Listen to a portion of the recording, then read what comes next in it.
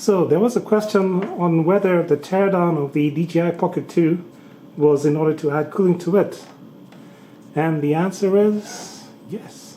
As you can see, I added this copper plate to it. What I did is I placed the copper plate on top of the existing heat spreader plate, added some thermal paste and some epoxy in the corners to hold it down. So how did it perform? Very well.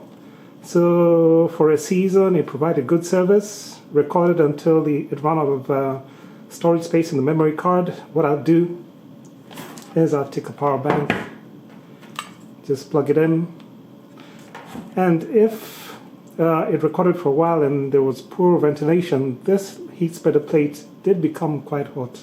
So it was extracting quite a bit of heat. But overall it worked well. There were some cases where the unit shut off for some reason, and I never got round to figuring out why it did so, but then I was never really bothered about that. So overall, a successful mod. I would not recommend this because there's so many opportunities for things to go wrong and for you to end up with a dead unit. Ask me how I know. Anyway, if this has been useful to you and you've enjoyed it, please give me a thumbs up, subscribe, and we'll see you in the next video. Thanks for watching.